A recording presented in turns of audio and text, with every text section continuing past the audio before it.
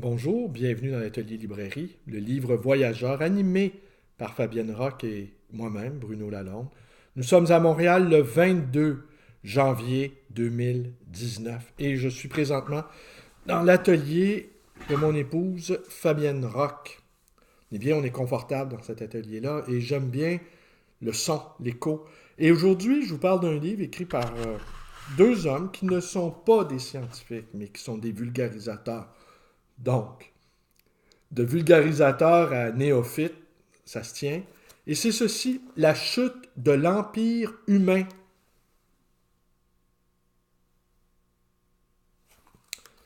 Alors, c'est écrit par Charles-Édouard Bouet en collaboration avec François Roche et c'est publié chez Grasset. En quelle année? En 2017. Donc, c'est un livre que j'ai lu il y a quelques mois. J'ai omis de vous en parler, en fait, depuis 2, 3 ans. Je ne vous parle plus de mes lectures. Je suis redevenu un lecteur solitaire qui ne partage pas ses enthousiasmes et qui partage très, très, très, très, très, très peu, infiniment peu, ses détestations ou ses réserves. Alors, quand j'aime, j'aime, et quand j'aime pas, eh bien, on n'en parle pas. Alors, c'est quoi au juste le livre? Alors, c'est une histoire. Le livre se divise en deux parties. Une partie historique qui nous raconte comment l'intelligence artificielle a été créée et la deuxième partie, quelles pourraient être ses suites. Alors, on y débute avec le célèbre Alain Turing, qui a inventé le premier calculateur durant la Seconde Guerre mondiale pour déjouer, entre autres, les messages cryptés mathématiques des Allemands. Et il a créé la, la première machine dont le souhait, son souhait à lui, Alain Turing, c'était de créer une machine qui épouserait mécaniquement le fonctionnement du cerveau. C'est une vision très matérialiste du cerveau humain. C'est une vision qui perdure encore, hein, que le cerveau est une mécanique, une machine. Mais de plus en plus, à la fois de neurophysiciens, de neuropsychologues, et d'informaticiens aussi, se distancent de ça. Alors, on parle également donc pour ce faire d'informatique neuronale. Alors, où en sommes-nous aujourd'hui? Les auteurs distinguent trois niveaux. Le premier niveau, ce qu'ils appellent le niveau étroit, c'est résoudre des énigmes non pas métaphysiques ni philosophiques, mais euh, jouer au go, au jeu d'échecs, euh, établir des contrats juridiques, hein, des formes très, pour des problèmes répétitifs, des problèmes mécaniques, des problèmes peuvent se régler par la pratique de mathématiques simples. Le deuxième niveau, c'est faire des recoupements, travailler de manière et de faire des recoupements et que l'ordinateur travaille sur plusieurs sujets en même temps, qui travaille de manière simultanée.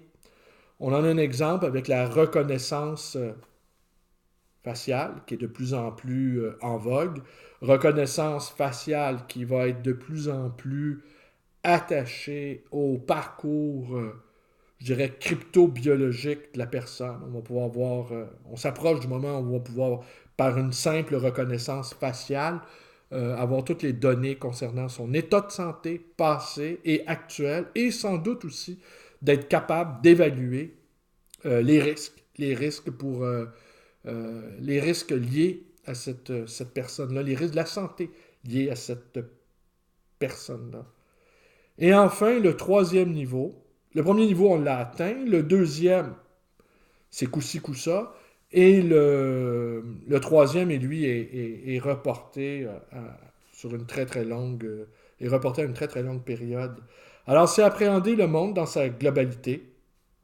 C'est que les machines soient capables de formuler une pensée, de ressentir des émotions, et ontologiquement, de se saisir dans sa singularité, d'être consciente, d'exister comme être. On en est très loin.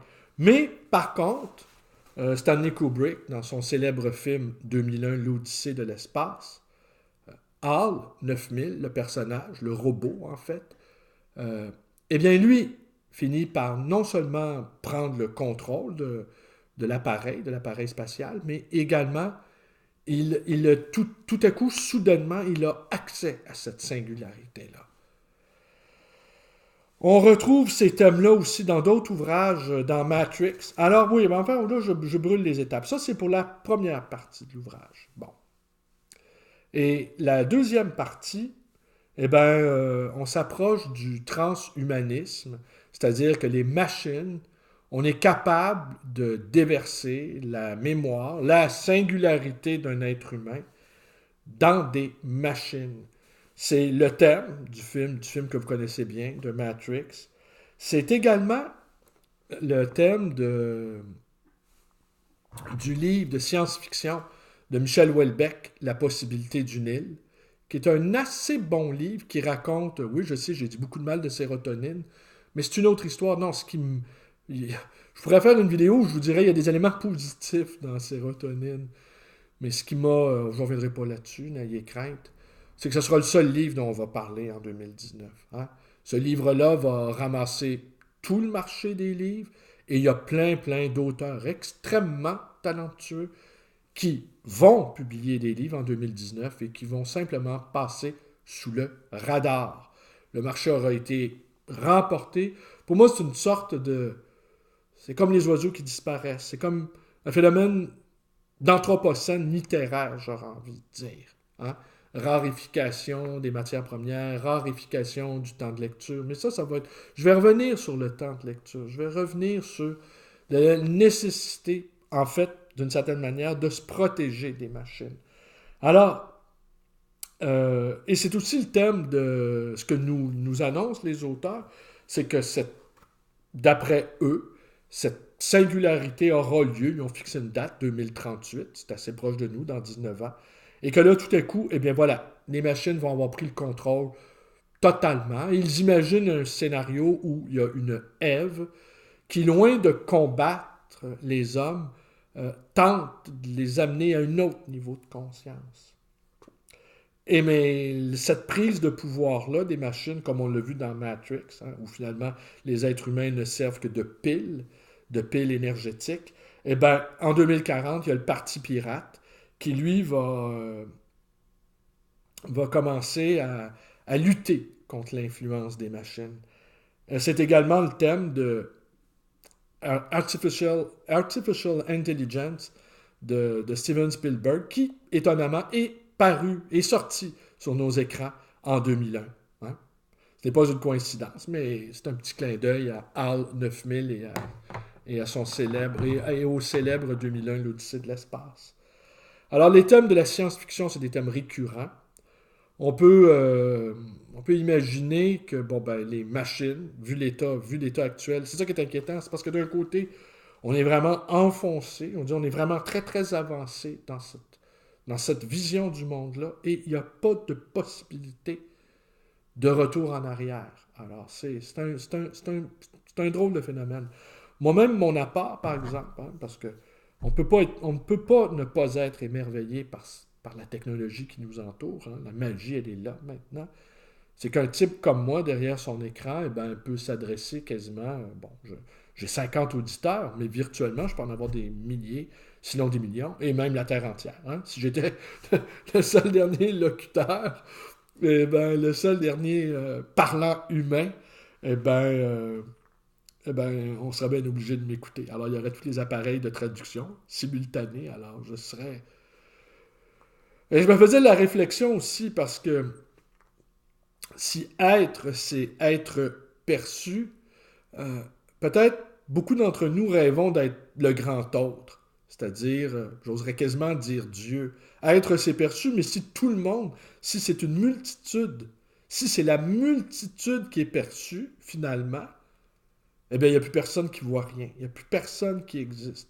De là, la nécessité de la lecture. Mais ça, je vais revenir sur comment développer une diététique de lecture qui m'apparaît de plus en plus le phénomène Houellebecq, à mon avis, illustre à merveille cette incapacité qu'ont la majorité d'entre nous à juger à peu près correctement d'un livre, sans, sans que quiconque vous dise quoi faire. Ça m'inclut moi. Alors, je voulais un petit passage, tout petit.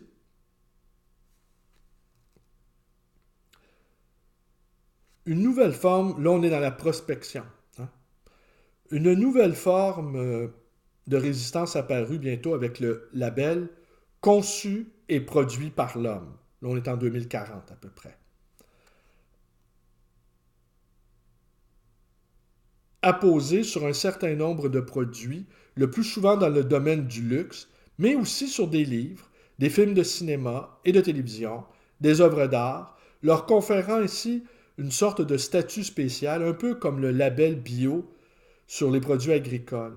Une sorte de nostalgie était en train de naître, celle des temps anciens où les hommes, raisonnant certes de manière imparfaite et lentement, accomplissaient néanmoins des merveilles.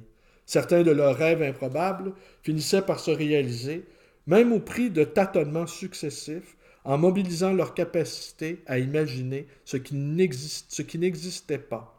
Ce monde fini, façonné par les machines autour de la data, commençait à engendrer un désir de retour aux sources, une demande de réexamen des raisons pour lesquelles les hommes s'étaient abandonnés à ce point aux intelligences artificielles.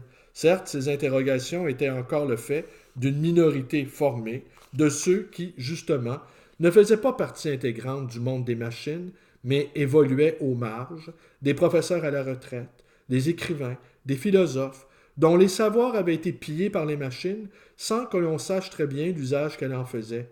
Je percevais le malaise de ceux qui se désolaient que l'homme désapprenne à apprendre, délaisse l'effort, l'étude, la joie de créer au profit de loisirs de masse, des produits culturels fabriqués, des jeux, de spectacles virtuels. Il fallait que nous trouvions une parade pour que cette impression se corrige. Ah ben voilà, c'est un petit peu la tâche que je m'étais assignée il y a déjà en décembre 2011. Je me qualifiais moi-même de fantôme dans la machine. C'est-à-dire inviter les gens à lire, lire, lire. Pas juste pour se former, pour s'extraire du flux. euh, En fait, maintenant, on n'est même plus dans des fake news. C'est pas ça. Là. Que les nouvelles soient fausses ou vraies, c'est de peu d'importance. C'est qu'elles soient omniprésentes. Est-ce qu'il y a un temps où vous n'êtes pas renseigné?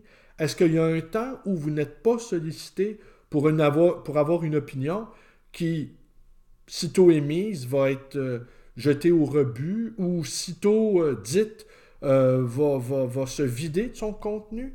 On n'est pas obligé d'avoir des opinions. On n'est pas obligé même de, d'exister. Hein? Je dirais même dans le regard de l'autre. Mais on est obligé d'être honnête avec soi-même. Et est-ce que les machines vont finir par être dotées de conscience et nous libérer de notre propre libre arbitre? Je ne crois pas, non, pour ma part. Et les livres, enfin, redeviennent, selon moi, comme ils ont été avant l'ère industrielle et un peu après l'ère post-industrielle, l'ère post-industrielle, c'est à peu près aux alentours des années 70, eh bien, les livres deviennent des gestes d'amitié, des gages d'amitié. Pour les auteurs de la Renaissance, écrire était moins important que jouer aux échecs ou aller à la chasse. C'était un loisir pour quelqu'un qui, euh, qui entre deux guerres, entre deux actes de courage, entre les jeux de l'amour, et bien, une sorte d'activité qu'on ajoutait, mais qui ne remplaçait pas les actes forts de l'existence, et les auteurs s'échangeaient entre eux euh, de petits cadeaux, simplement. Et aujourd'hui, je pense que les livres ont retrouvé cette place-là, entre autres, d'être des gages d'amitié. Et puis, les libraires qui proposent ces livres-là, moi, vous voyez ce livre-là, je vous le montre à l'écran, et ben, moi, je l'ai acheté neuf, ce livre-là. et je le garde dans ma bibliothèque. Je propose des livres que je ne vends même pas dans ma boutique. Mais ce que je propose, c'est une sorte d'idéal. Faites de vos appartements, qu'ils soient luxueux ou non, faites-en des lieux de retraite, faites-en des petits monastères, développez autour de vous des rituels. Sachez vous soustraire à l'omniprésence des écrans. Voilà la chute de l'Empire humain. Je vous remercie d'être avec moi. Vous connaissez la suite. Vous pouvez vous abonner à ma chaîne YouTube, au miracle de la technologie. Vous pouvez également me rendre visite en chair et en os. Encore parlé ce matin de sérotonine avec un client qui n'était pas d'accord avec moi, qui a lu le livre et qui a vu ma vidéo. Ouais, il n'était pas d'accord avec moi.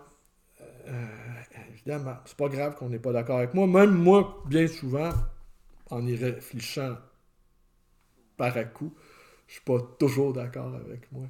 Qui peut être toujours d'accord avec lui, hein, quand on y repense?